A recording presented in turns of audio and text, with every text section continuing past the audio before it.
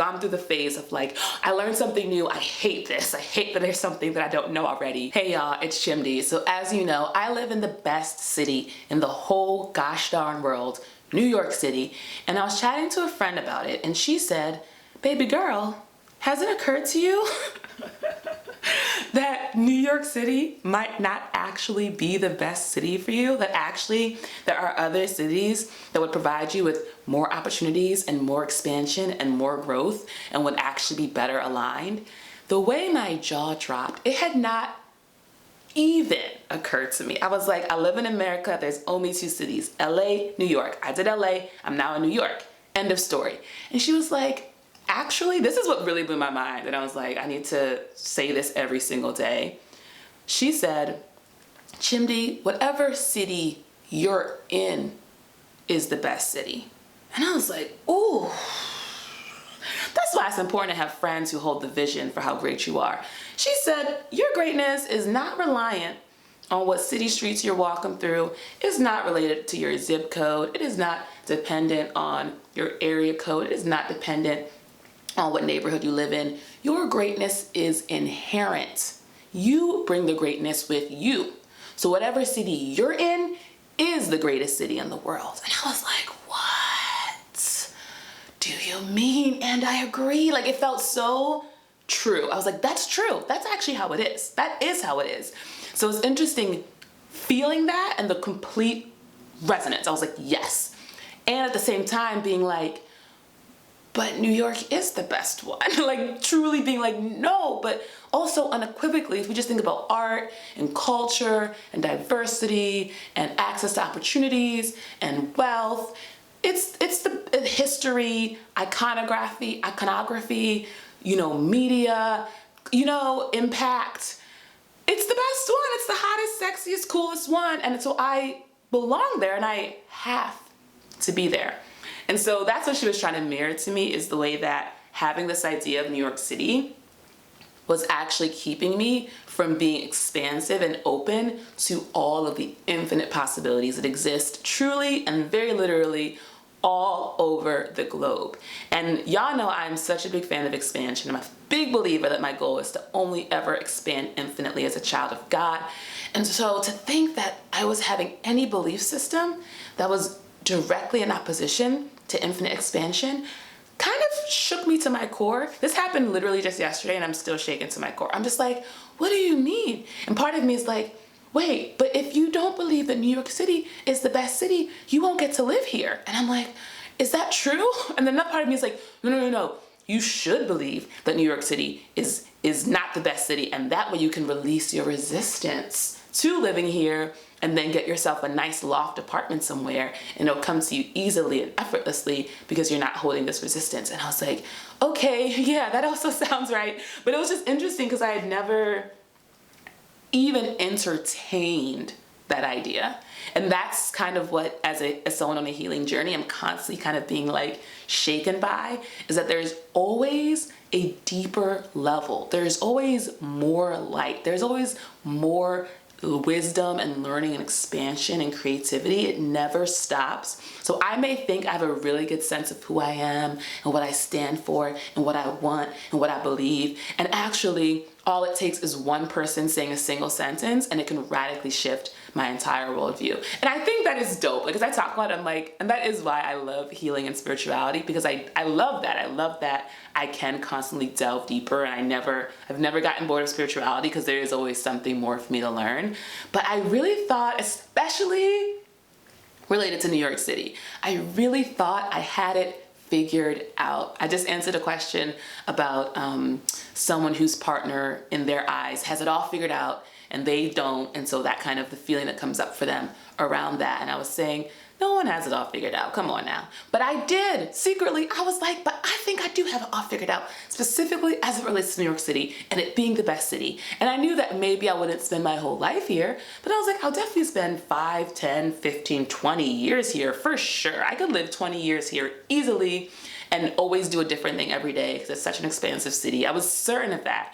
And to think, I was like, maybe at the end when I want more yard space or something. Isn't that why people leave? They're like, I need a backyard, I need a front yard. You know, rent is too high. When I'm like one of those people, then I could move to Austin or whatever. But for the moment, and ultimately in truth, New York is the best place to be. And I'm like, wait. And I realize that as I speak, and I hate realizing things. I like love it, but I also hate it too.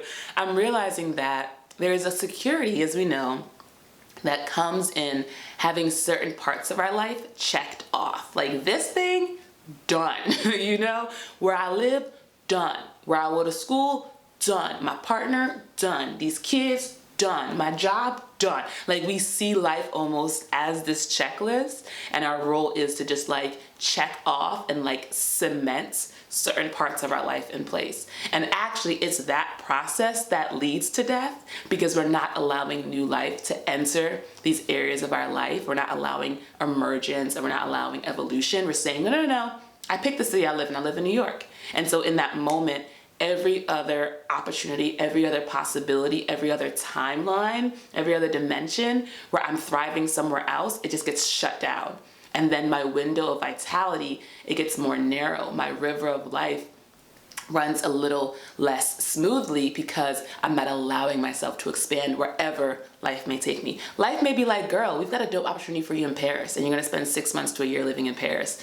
That would be cool. It might be, we have a dope opportunity for you in Ghana. So you need to like get your stuff, go to Ghana, have an incredible time there. That would be incredible. But because I have this like sort of commitment, this vow, you know, to New York, all those opportunities, they're not even able to be in my consciousness, to be in my awareness, because I'm not willing to accept them. I just found this dope coach on Instagram. Her name is Christina. It's so interesting because I've been coaching for about 5 years. Now I'm gonna start explicitly including the time at my last role. So I've been coaching for over 5 years, and I worked at an organization where my role was coaching, and so I was getting support that way. But since being a creative coach, I have not invested in coaching support for myself, because I believe that the work I was doing with the Timeless Wisdom training, which is all about healing trauma, I have believed, and I've seen that program and the learnings and the environment has really fed in and supported my coaching. And so when it came to how I was serving my individual clients, it's been this really beautiful trauma-informed space. Fully love it. And so I thought, I'm good on that. I'm good on that kind of support. And then in watching her content and hearing from her and just being in her energetic presence, I was like, no, we can always expand. There's always more. And she's been the first person that I've fully like been involved in and expanded to.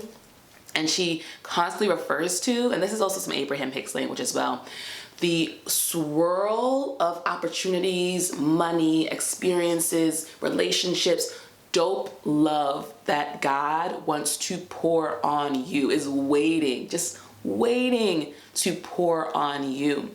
And it's just a matter of, will you let it, will you allow it to come into your life?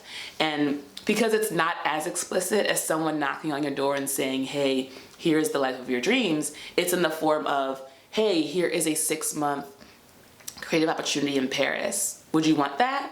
And I'm like, wow, that would be really cool, but I live in New York, and that is me shutting the door on that opportunity. And I am actually really grateful. I've gone through the phase of like, I learned something new, I hate this, I hate that there's something that I don't know already, to like, oh, actually this is great, and now I can implement it and expand and make my life bigger. Because now I'm realizing like, oh yeah, there's nothing I want to do, there's no belief system I want to have in my own life that's keeping me from dope opportunities, dope people, dope places, dope experiences. Like I want it all. That's why we're here. I want it all. And so I'm realizing like, wow, what an eye opener it is to understand that I can live anywhere, and I can constantly be expanding my beliefs to let more light and to open the portal to let more abundance and more blessings in. And that's just really, I feel very grateful for that. I do love New York. I do want to live here, but I think what my friend has done has given me truly a gift, which is I won't turn down opportunities and experiences if it means not living here, because I can trust that the greatest city for me is whatever city I'm in. So thank you, friend. I appreciate you. Thank you, Patreon people. I appreciate y'all. Give me a thumbs up if you like this video. And if you got a question for me or you want to do coaching, check out the link in my bio and put some time on my Calendly. All right, y'all. Bye.